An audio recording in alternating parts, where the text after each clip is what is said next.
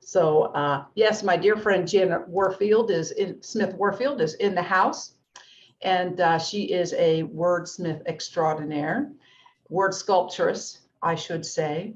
We've known each other for a very long time, particularly through our study with Barbara Marx Hubbard, the visionary.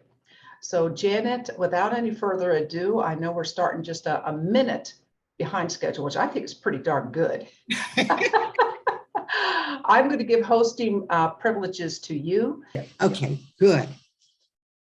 This is the art I'm going to talk about. I don't usually do didactic teaching, but this morning I'm going to do it simply because there is so much material to cover, and I can only really cover the tip of the iceberg here. Didactic teaching does that faster than interactive play. However, if you have questions as I go along, I would suggest you raise your hand, or maybe we can take them at the end if we have time. So this is all about, well, I got to work my way through the logistics here. Reconnecting. Yes. Can you see the change of screen? Yes, you may want to put it in slideshow though, so we can see the whole screen. But yes, we see. Up top there. Is that, can you see the whole screen now? Yeah, that's better. That's better. That's better. Okay. We do I do the best with the logistics that I can. I think it's good to go. All right, good. So this is about reconnecting with your own soul, your one precious life, your family, your community, and our planet. And that is what this art of word energy alchemy is about. It is a vehicle or a tool for reconnection. So what in the heck is world energy alchemy? We humans have created thousands, probably millions of words since the beginning of time. And we keep creating more and more every day. I mean, I created this term word energy alchemy, and most of us spew our words out without stopping to think about their emotional and energetic impact on our own souls, our own unique, precious lives, our families, our communities, and our planet. So word energy alchemy offers us tools. These are vehicles or tools, using words as vehicles for returning to and continuously being in and functioning from a state of present moment awareness. Of course, you can use your present moment awareness to plan for the future if you want, but it is a conscious choice of where you're going to focus and how you're going to use your words. So word energy alchemy is also the art of consciously and intentionally choosing our words, or sometimes we choose silence in each moment to create, co-create, and manifest a peaceful, powerful, prosperous planet together and forever. So, how do we think about word energy alchemy, or how do we put this stuff together?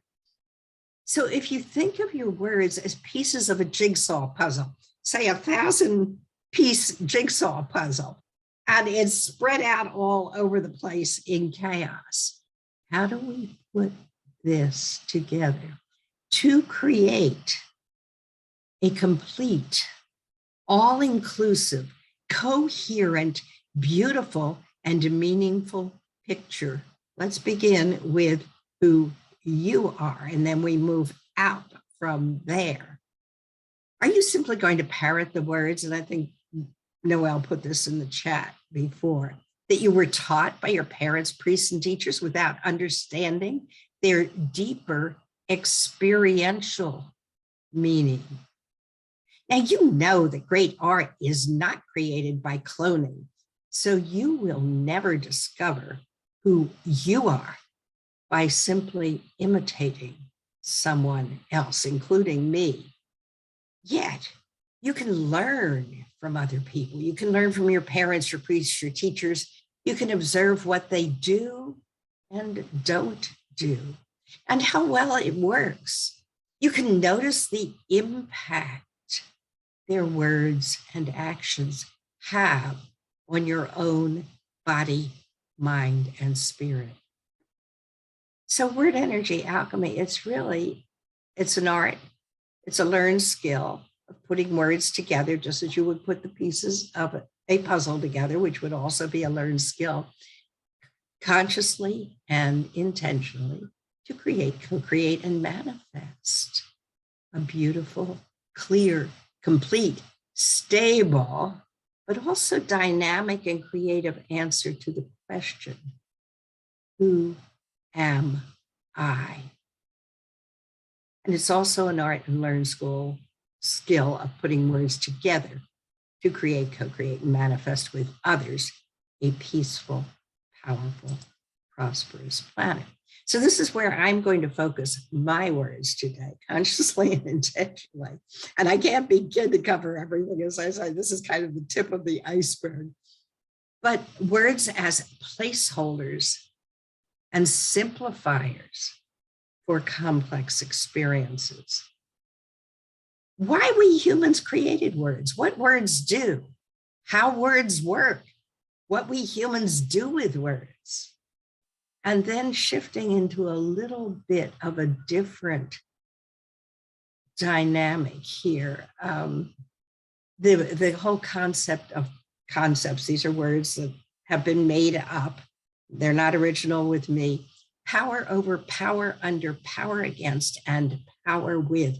We see so much of that dynamic going on in our world all the time. And it can either be verbally. For example, if I say, you're stupid, ooh, how does that feel? It doesn't feel good. But if I say, oh my gosh, what you're doing is just beautiful.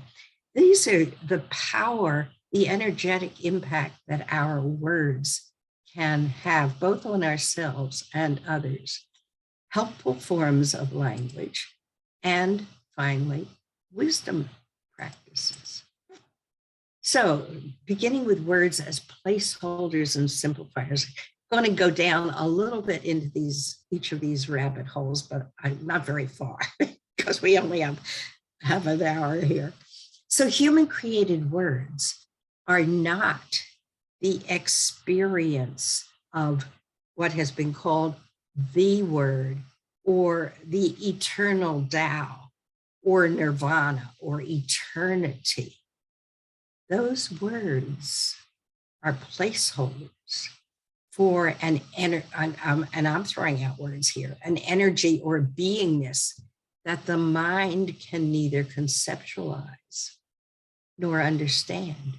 Buddhists say words are fingers pointing at the moon, but they are not the experience of watching a glorious full moon rise. Totally different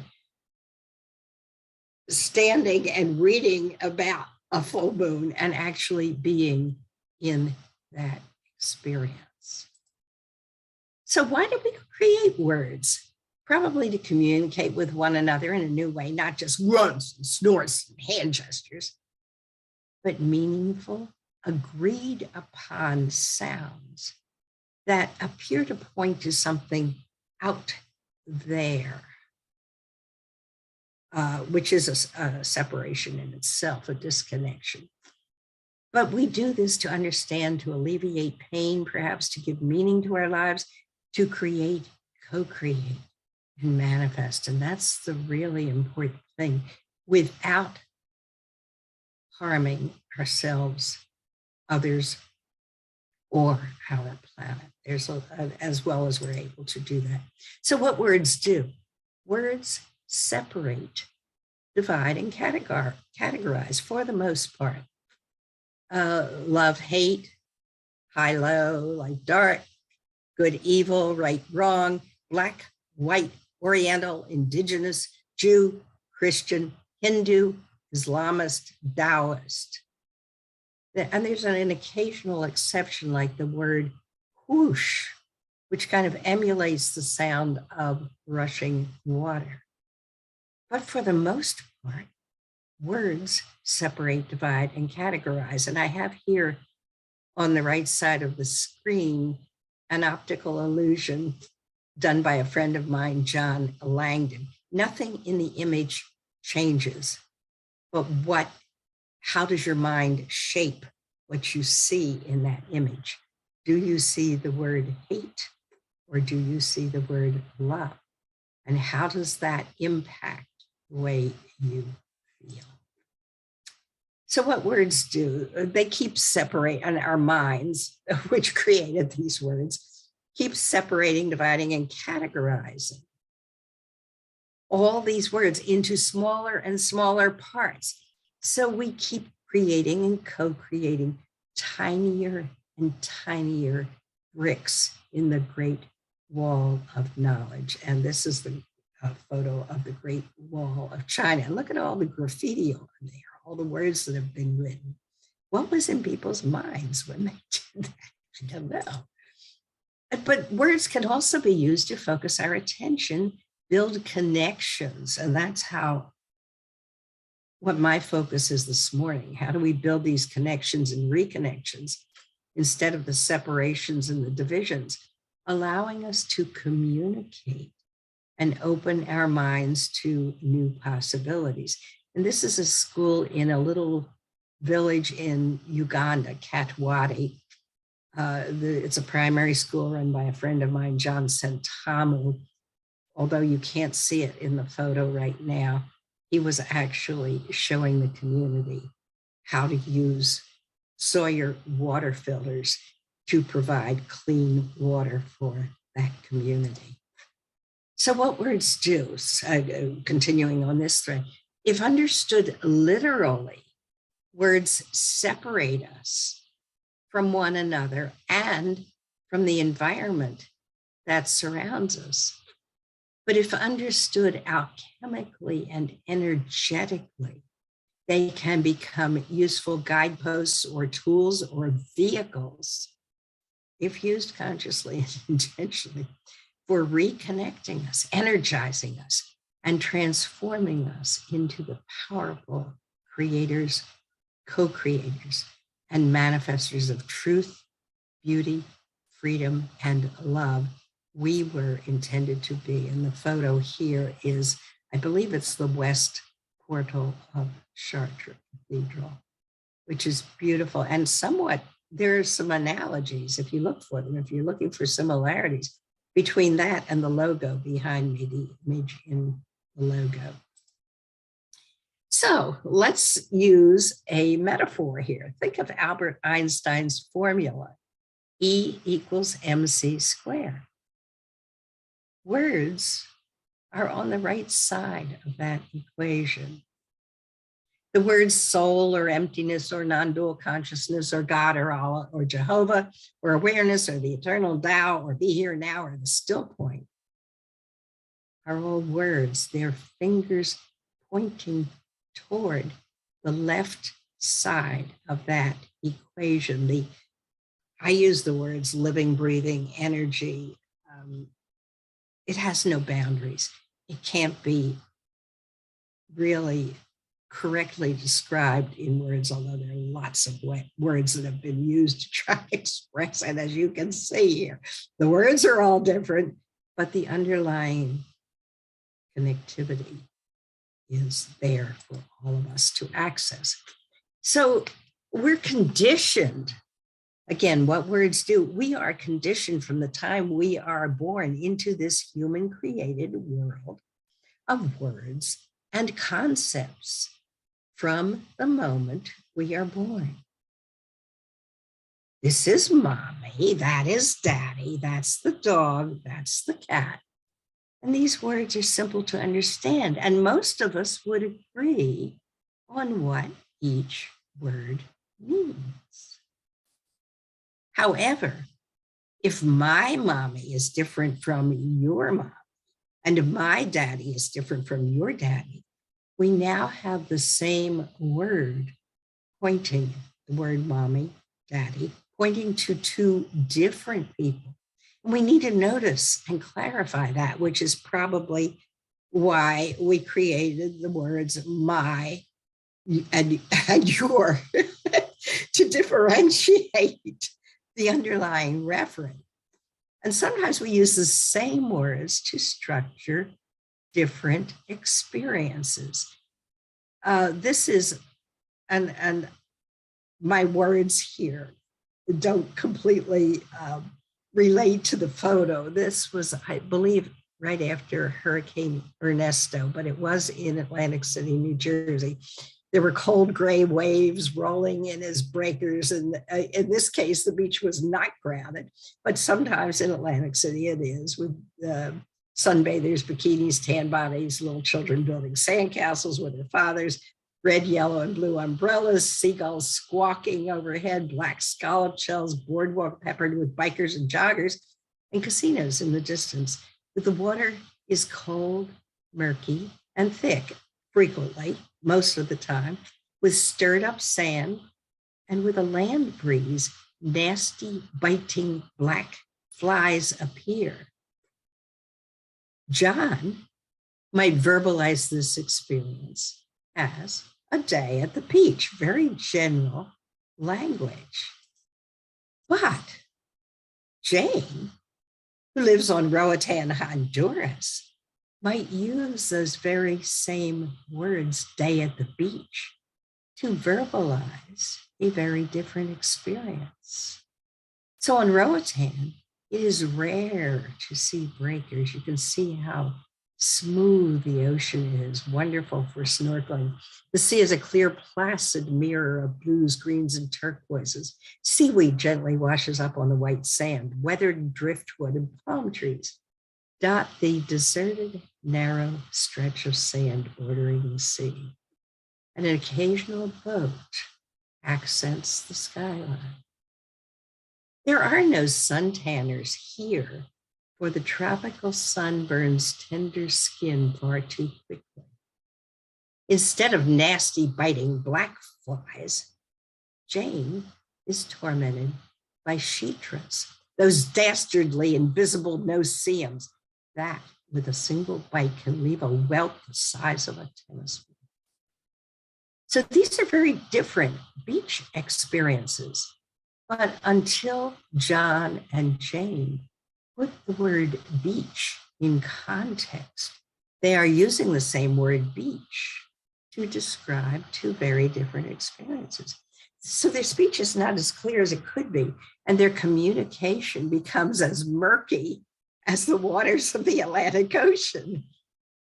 If John had never experienced the Roatan Beach, and Jane had never experienced the Atlantic City beach, they might even argue about whether beach sand is gray or white, and whether the ocean is gray or blue. So sometimes we use different words to structure the same experience, and this is similar to that optical illusion that I showed you earlier, that love-hate optical illusion, except this is in Glastonbury, UK, at Little St. Michael's Retreat Center. So suppose John and Jane are walking through the same garden. John may be focusing on the paths and trellises, and Jane may be focusing on the roses and delphiniums. As a result, the words each of them speaks to describe the same garden walk will be different. And if you were to listen to John and Jane talk about the garden, you would be hearing very different words coming out of their mouths. If you had never visited the garden, you might believe that John and Jane were talking about different gardens, but they're both walking through the same garden. So this is how miscommunication and misunderstanding arise. And I'll get to this a little bit later, but this is where we ignorantly use our words sometimes in these power over power under dynamics, power against dynamics, or if we can, and word energy alchemy can help you do this, shift into a power with dynamic, which is not static, it's dynamic. But if you stop the motion for a minute so you can look at it, it's the Christian symbol for prayer, this power with dynamic, and the Buddhist symbol for namaste, Buddhist and Hindu symbol for namaste.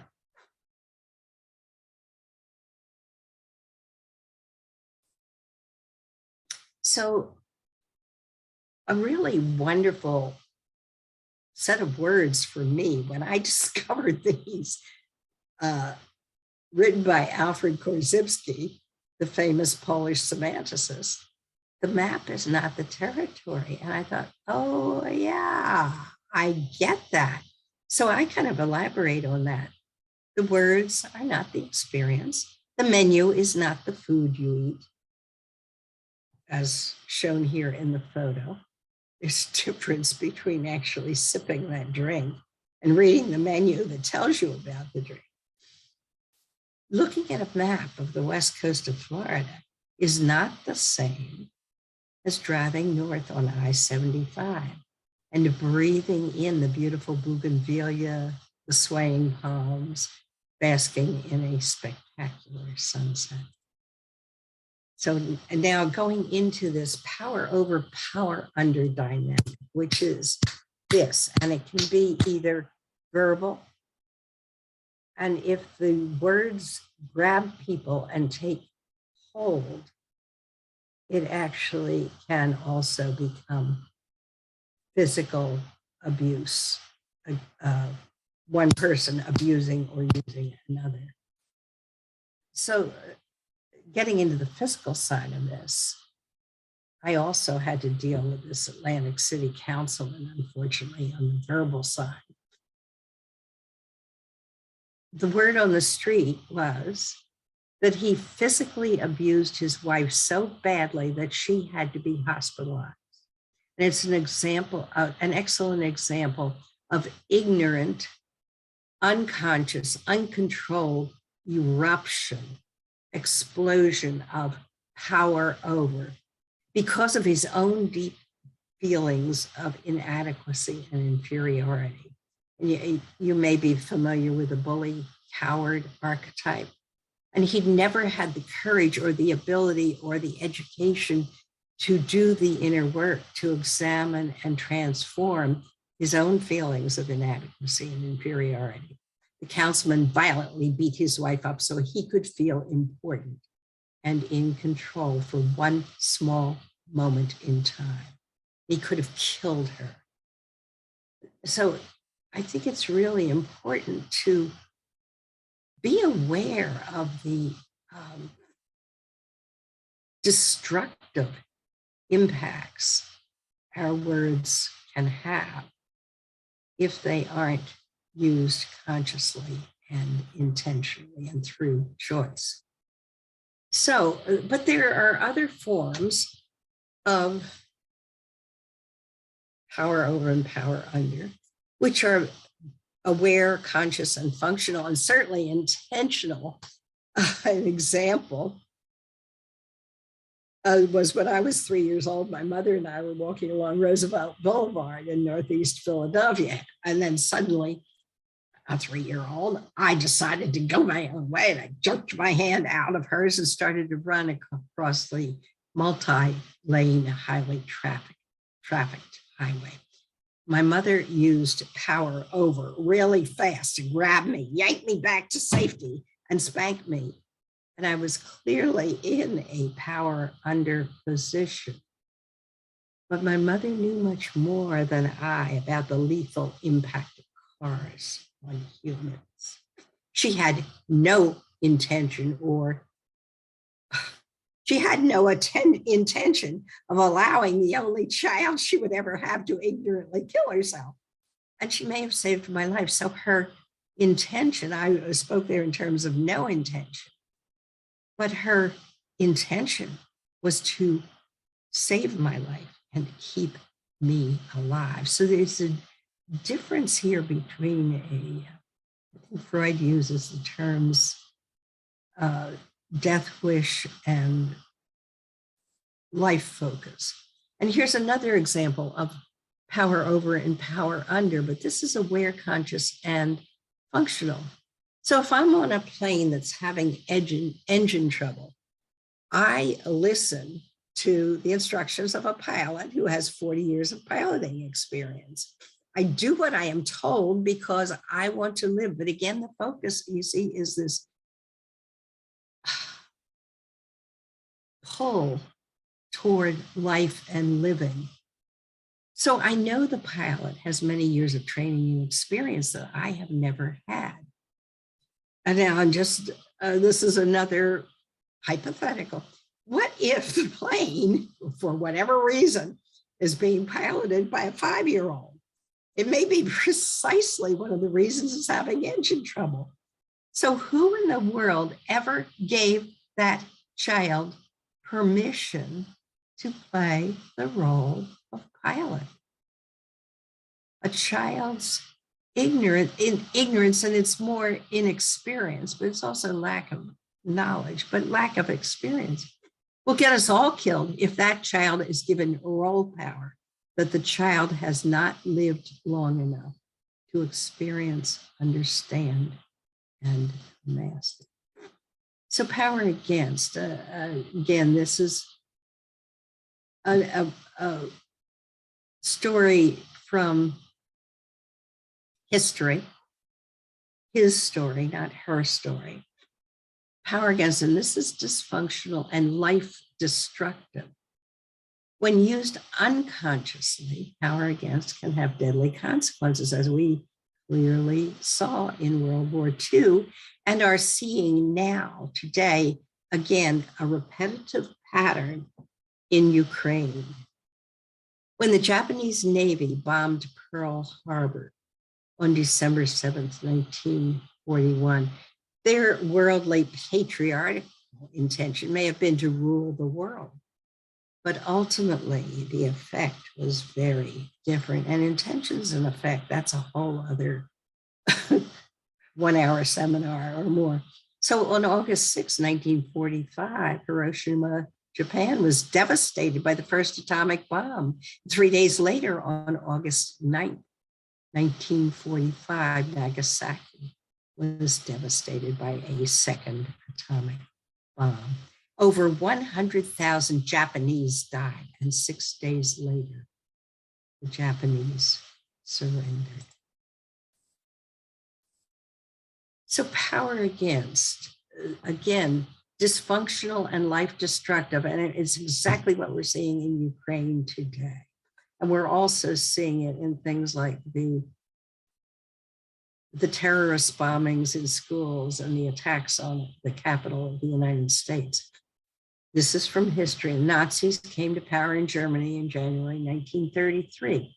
And this again is the rhetoric. They believed, and Hitler certainly taught, that Germans were, that's a separation, Germans, a particular race, heritage, nation, were racially superior. So their intention was to create a racially pure state through world domination. Is this what Vladimir Putin is intending to do today? And to physically kill those they considered inferior: Jews, gypsies, homosexuals, Germans with disabilities, and some of the Slavic peoples, particularly Poles, and I guess some of the Russians.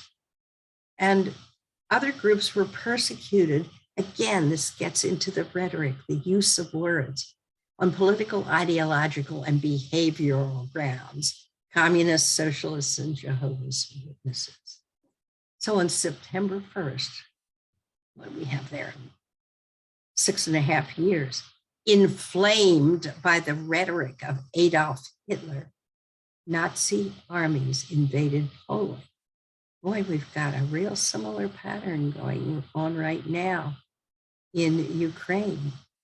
On April 30th, 1945, after annihilating defeat, and this is how dysfunctional power over intentions ultimately end, Hitler took his own life in his bunker underneath the Reich Chancellery.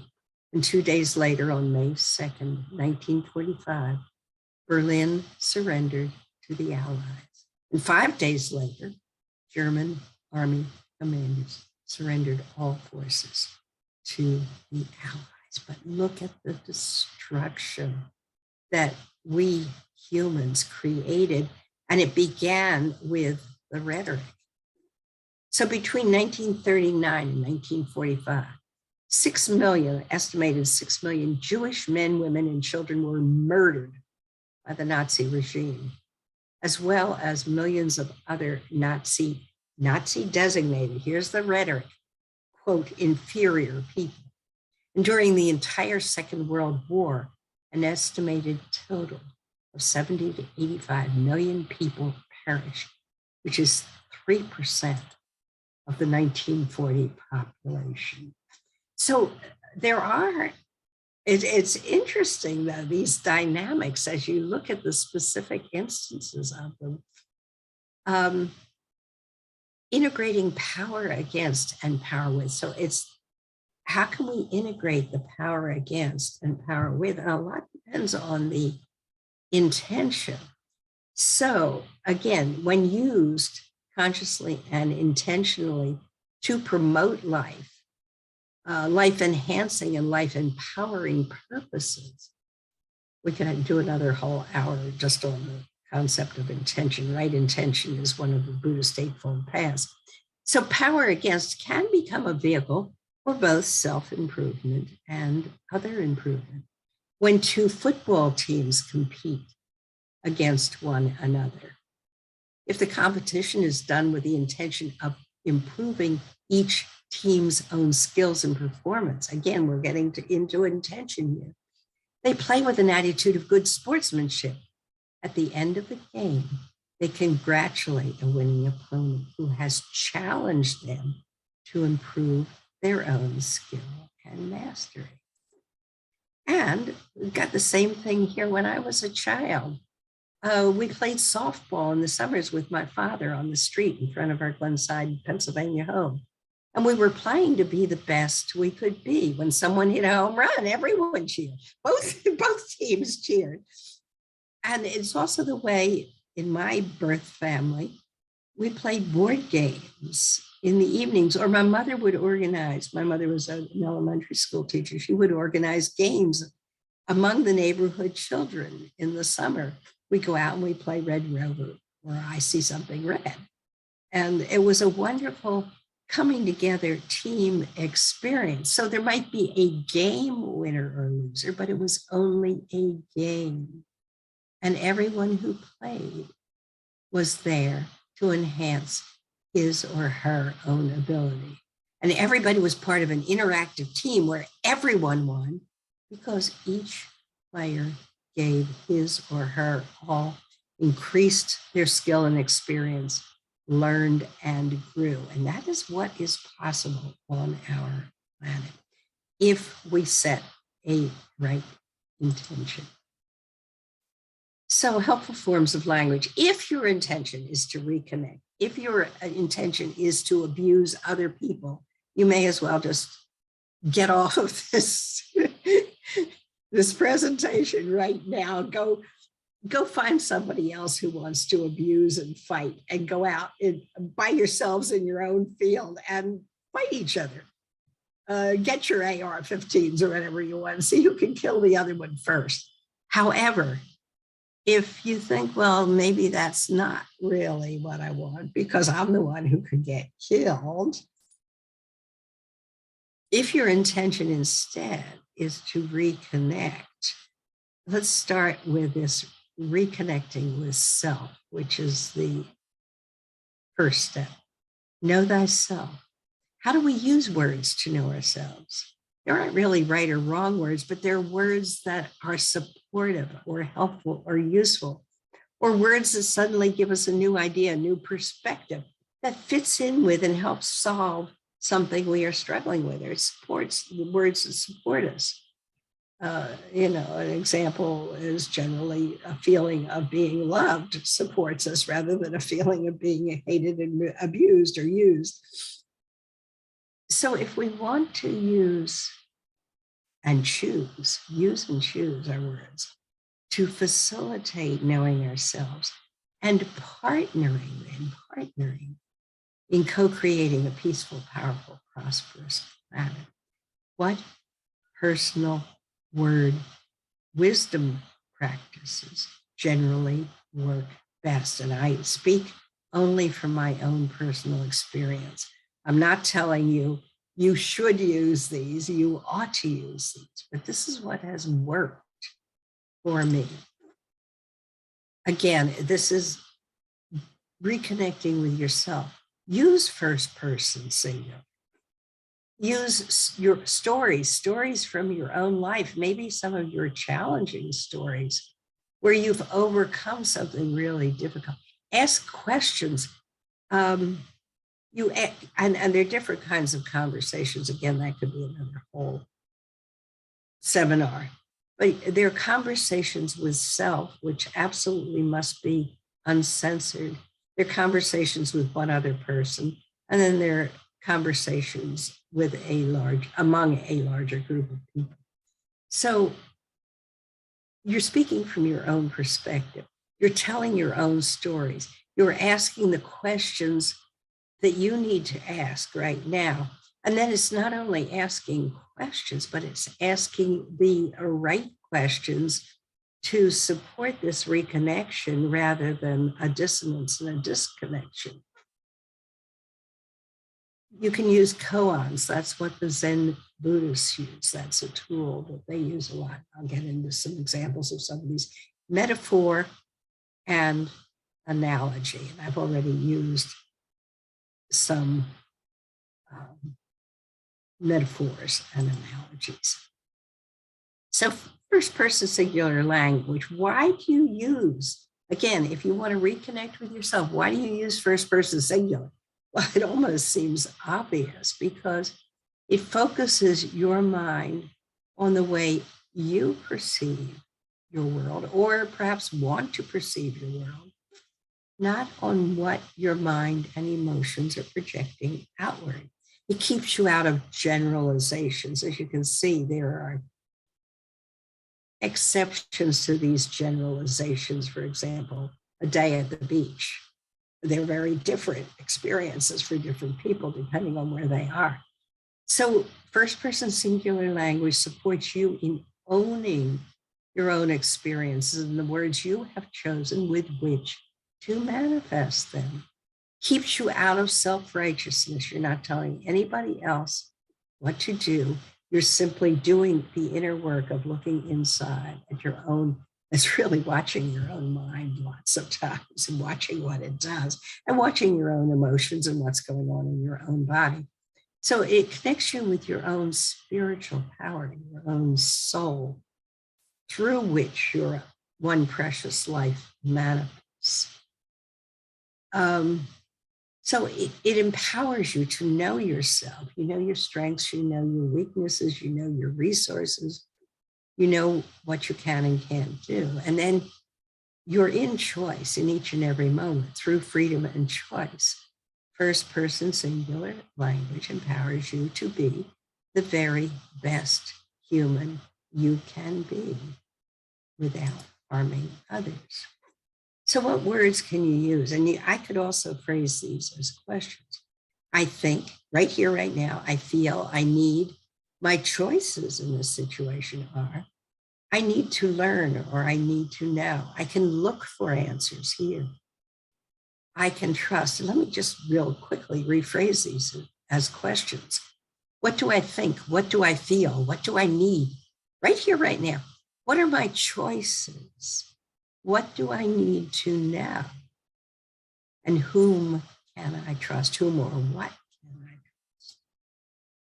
So stories, why do we use stories?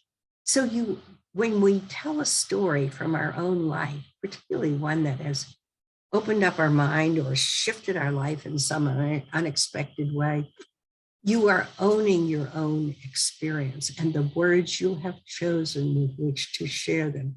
Again, stories keep you out of self-righteousness, which I think in Christianity is one of the worst sins, self-righteousness.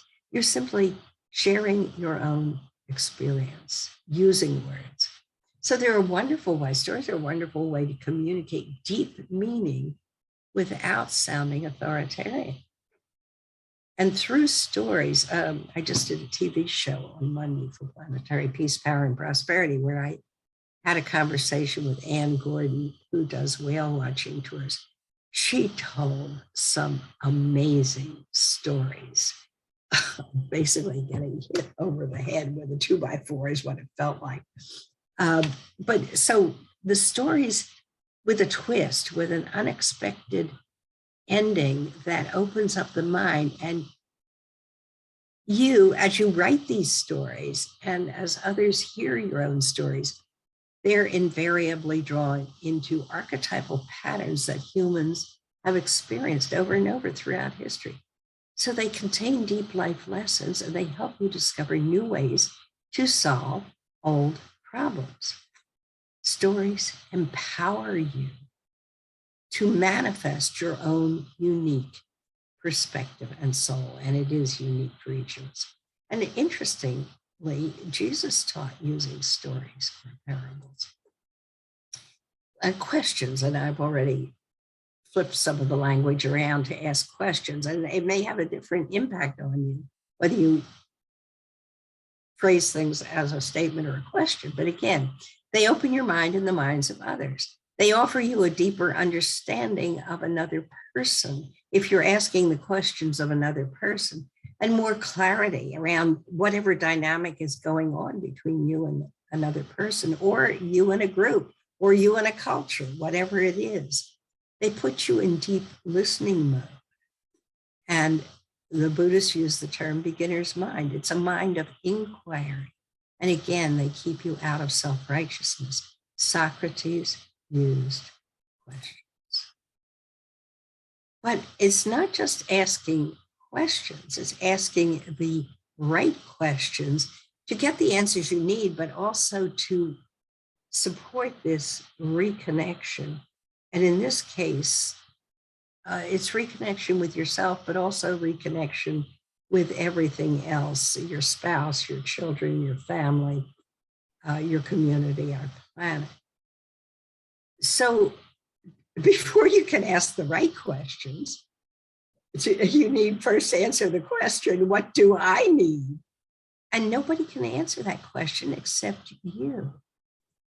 So if you ask, why doesn't my husband pick up his clothes? Well, you may get an answer, you may not, but it's a disempowering question. So all you succeed is doing is increasing your own frustration, probably. But if instead you ask, what can I do about the clothes on the floor? You've got lots of possible answers, because that question is an empowering question.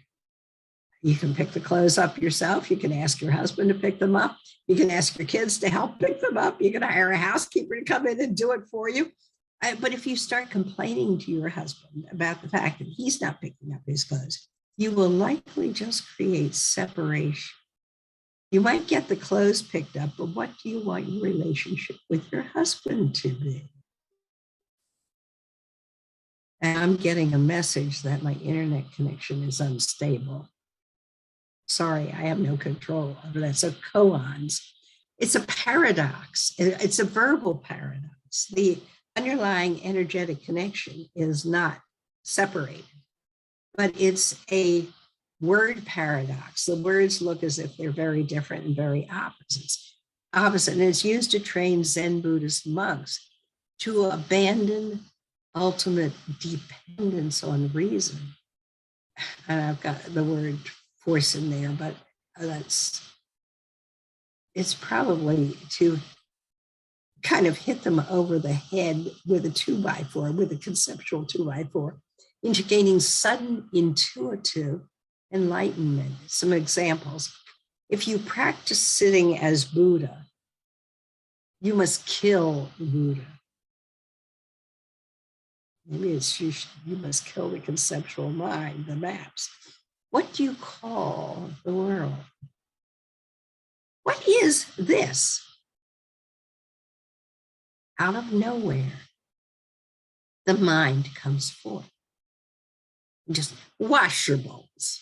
In other words, do something useful instead of sitting here and complaining. So metaphor. A metaphor is poetically saying something is something else. Example, all the world's a stage and all the men and women merely players. That's William Shakespeare. And when you start thinking about that, it's probably true. What role are you playing on the stage of life? What role do you want to play? An analogy is a little different. It's saying that something is like something else to make an explanatory point. So it's more complex than a metaphor. For an example, what you're doing is as useful as rearranging deck chairs on a sinking Titanic. So wisdom practices.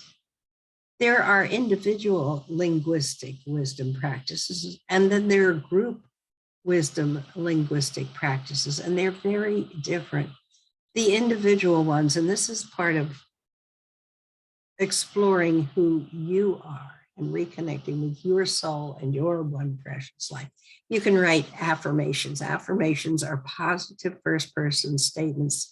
For example, I am strong, I am courageous, I can do this, I am beautiful, I am powerful, I am peaceful, I am respectful, whatever you want to write. These are your own affirmations, so you can write anything you want, but they're first-person positive statements. Notice whether your energy shifts after you do this. And also, if you write them, put them up where you can see them every day, because they're a reminder and a practice to stay in that positive beingness. Journaling is just exploring maybe a challenge you have. It's really an interesting practice, no censorship. Nobody has to see it except you. When you're done, you can burn it if you want. You can tear it up. You can shred it, as Trump has done with a lot of his writings. But journaling, you're starting out usually with a challenge, and you just write. It's not straight line logical thinking. It kind of, your mind, it kind of just, you're watching your mind and just noting what comes through. And it kind of goes around like this. But at the end, I can almost guarantee you will come out in a new place with a new idea about how to move forward. Poetry is just fun, particularly haiku. Haiku is a Japanese art form that I've played with a lot. For example, a cardinal trills its welcoming reveille through stillness of mind. Sanskrit mantras, I have a whole pile of stories that I have told at various places.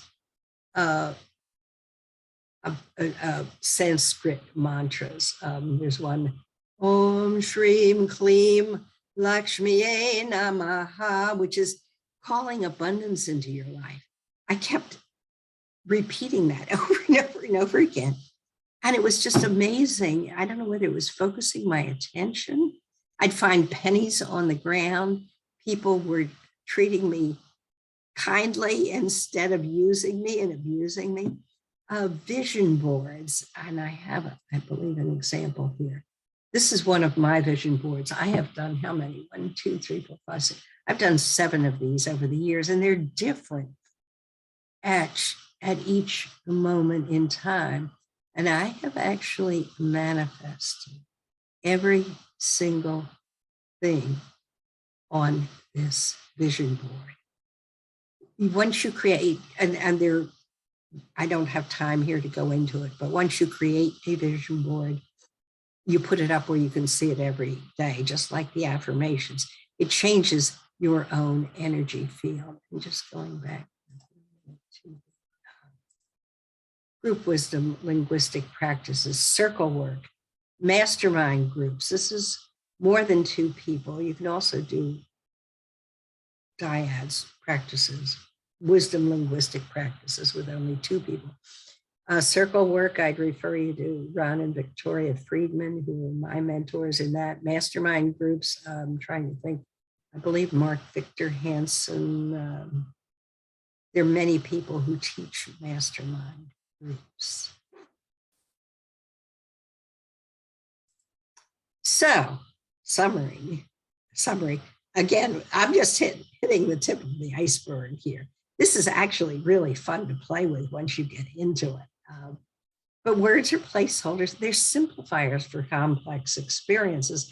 And that's one thing I'm trying to do today is give you an overview, tip of the iceberg. Why humans created words, what words do, how words work, what we humans do with words, power over, power under, power against, and power with, helpful forms of language, and wisdom practices. So you see all the words here, they all look separate. They all look distinct and different, don't they? And we can go down any rabbit hole of any one of those words in front of you, or you can just be here now and then use the word tools you've learned to shift the dynamic that's going on around you if you choose. So again, going back to the beginning, this is about reconnecting with your own soul, your one precious life, and one precious physical life we're talking about here, your family. A lot of people I know have family challenges right now. Your larger community, whether it's your religious group, whether it's your meditation practice, whether it is your genetic family, your community, your city, your state, your country, or our entire planet, which also includes the earth that supports our lives. So this is on our website, Planetary Peace Power, andprosperity.org. It's our vision statement, and this kind of gives you a feel for the shifts that are possible by using word energy alchemy. It's away from not feeling good enough to stepping fully into your own unique personal power while not harming others or the planet that sustains us. Away from abusing others or allowing oneself to be used and abused, toward self-compassion and other compassion. Out of fear and terror, I've been there, I know that feels like it's not fun, into inner strength and courage. And that really demands a reconnection with a living, breathing energy, a power greater than yourself, whatever words you want to use. Out of rage, I've been there too, to making amends by changing your own conduct. And that is not always easy because usually, I'm sorry, out of rage and into standing firmly in right action. But, and that changes depending on circumstances. Rage is not a fun place to be, I can tell you. Shame or guilt, you make amends, you change your conduct.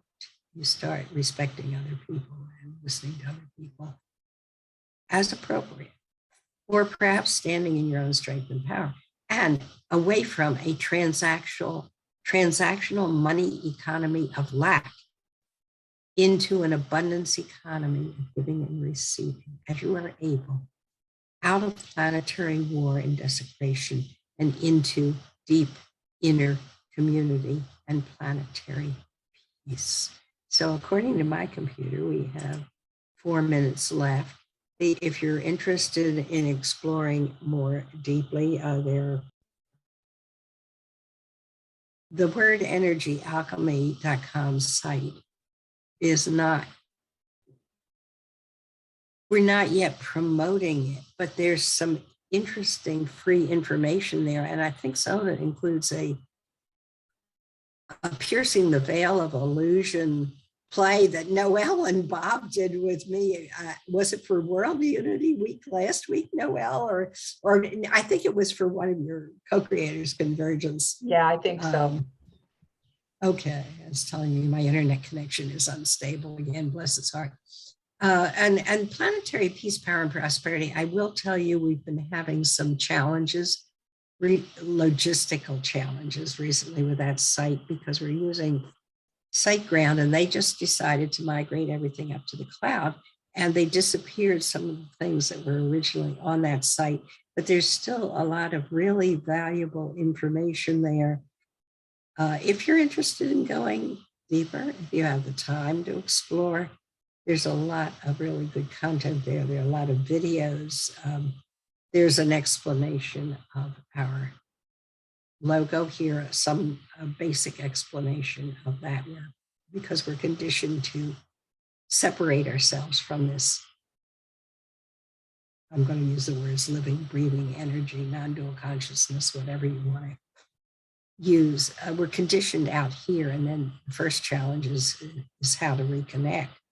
And then once you have reconnected, then it's how are you going to use this one precious life you've been given? How are you going to manifest out into the world and give back to the world and to other people? So I'm going to stop there. We have about 2 minutes. I don't know whether anybody has any questions or comments. I think there was something in the chat, which let me, I'm going to stop my share. And yes, Janet, there were some wonderful things in the chat, and let me share some things with you. And all right, so it says this is a wonderful lecture. I believe if we could get folks to listen to it, it would increase civility on this planet and lead to peace. So I think that's quite real. And Patricia says, my philosophy is history is biography. Never. So yes, stories. Learn from the past by listening to stories. Now, who doesn't want to sit around a campfire and swap stories? How long's that been going on, right? Which is the group dynamic. That's like the circle work. Everyone's sitting around a campfire in a circle. Yes. And then Tex had to leave, but he said, much gratitude for your profoundly stirring presentation, Dr. Janet Smith Warfield. I need to leave. CCC will have the recording, which I'll be reviewing. So, yes, and Patricia, you're welcome to unmute yourself and jump in here with your comment about etymology of words. Let me make sure you can do that. Yes. Whoops, I just changed it. You can unmute yourself. There you go. Welcome. Okay, you're unmuted, but we can't hear you. Can you hear me now? Yes. Thank you, Janet. It was really, really very interesting. And the etymology of words is something I had mentioned. Like reveal means remove the veil. So if you visualize what the word means, when you remove the veil and you see, you use the word reveal with the, a physical image of what the word means. Sorry. And there are a lot of words with when you know the etymology, it takes you in one step further into an understanding of the word itself. Just a fast comment on that. Do you know the etymology of the words Catholic Church? The etymology of Catholic Church? Universal community. Universal. Catholic is all, whole, universal, right? Yeah. Yeah. Yeah. And Kim, you're unmuted, and I know you're another wordsmith, so why don't you jump into the conversation here? Thanks for being here, Kim. And You're Patricia. welcome, and thank you for joining me earlier in the week. Hello, everyone. Just we're on very similar missions, complementary missions, and I really appreciate it very much. Words definitely have energy. Words bring about the world that humanity creates. I mean, it's all comes from a conception, right? Everything is a conception. And then we birth things into being individually and collaboratively through our language, whether that's energetic, word, or whatever. And I really appreciate the information you're bringing in current, so we have a chance to reflect and hopefully realize the empowerment that each of us has, and likely the difference that we're making in greater ways than we have any idea. So thank you very much for all of this today. I greatly appreciate it. Yeah. Appreciate those who joined me here. Patricia, I can identify. If only people would listen instead of talking all the time, we'd have an entire different world, but it is what it is, and you do the best you can with what you got. Yeah. Well, another word I wanted to point out is recognize, reconoscere, which means to re-know. So when you recognize something, it means you already knew it. And we need to realize that there's so much that we do know in our heart, but we don't allow it to express. And you made a good point on that very issue. Mm-hmm. If I can add to that, that would be, I put hyphens in words. So re and then hyphen cognize, to re hyphen member. And this whole thing about listening, if we can recognize or recognize that when we say I know and it's only up here, it doesn't happen very well. And then when it's heart, it's a little bit more. And when it's what I call whole body knowing, then we bring that living essence into being. And I think that's what you were doing here today. So thank you. That was my intention. It doesn't always work out that way for me. Yeah. Okay, dear friends. Janet, 10 seconds, final words. We need to move on to our next presentation.